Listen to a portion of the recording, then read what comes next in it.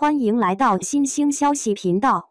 请订阅频道，所以大家不要错过当天最热门的新闻。我们今天的时事通讯包括以下内容：耍花枪的赵丽颖，微发福的零更新与凤航成爆款，取决于这3点。最近关于与凤航的热搜很多，我都以为这部剧要播出了。作为目前最受关注的玄幻剧，能够被观众期待，能够被观众惦记，这既是一种骄傲，同时也是很大的压力。现在古偶剧已经很泛滥，资本一头扎进这个类型的原因很简单，因为它爆火几率很大。许多人都在赌，要么一夜成爆款，比如《苍兰诀》，要么销声匿迹，比如《镜双城》。赵丽颖和零更新本来还欠着观众《楚乔传》续集，可是因为没有好的剧本，或是因为前作口碑太差，投资人根本不愿意尝试拍续集。《楚乔传》原著小说口碑5.3分，拍成电视剧口碑还是只有5.3分。即便零更新和赵丽颖合作得很好，奈何剧本不给力，加上这部剧抠图太明显，色调太随便，那宇文玥索性就不用打捞起来了。与凤航剧组可能吸取了《楚乔传》的教训，虽然再次促成了零更新和赵丽颖的合作是卖点，但从幕后花絮和各种路透照明显能够看出，他们在努力规避着《楚乔传》口碑崩塌的各种因素。赵丽颖作为这部剧的监制，肯定是很上心的。首先是剧本的打磨，这次直接请原著作者九路飞香担任编剧，并没有再去请一些不了解原著的其他编剧掺和意见，这可能对于原著党是比较友好的。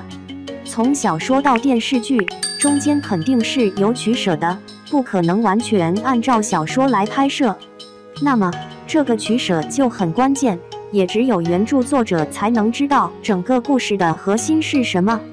哪些可以拿掉，哪些又得重新修补。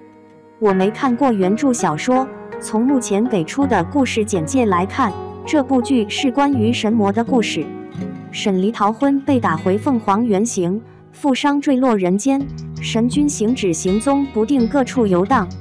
这时候，一个是等待贩卖的，一个是即将购买的，两人的命运被一场看似不经意的交易紧紧地扭结在了一起。不出意外，这部剧应该是虐恋剧。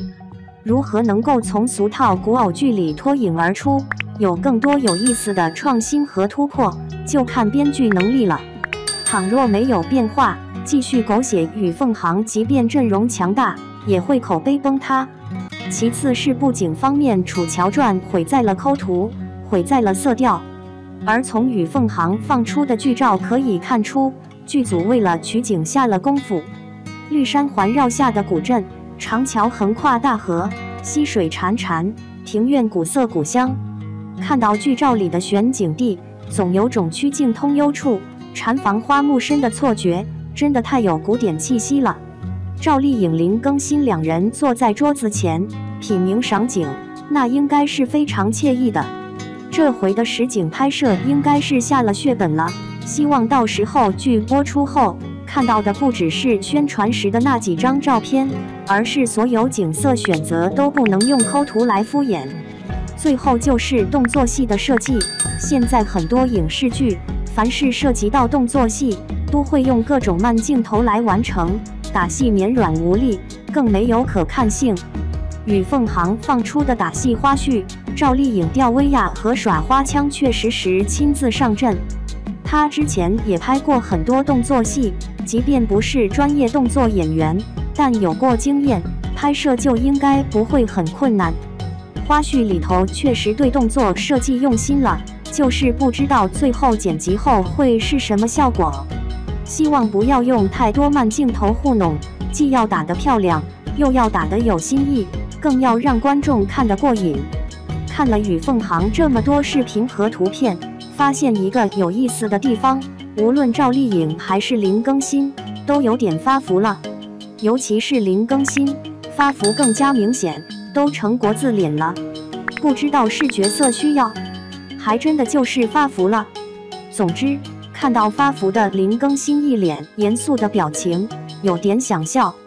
与凤航正式杀青，接下来就是剪辑和后期制作，这也是很大的工程量，所以应该明年才能看到这部剧，期待一下吧。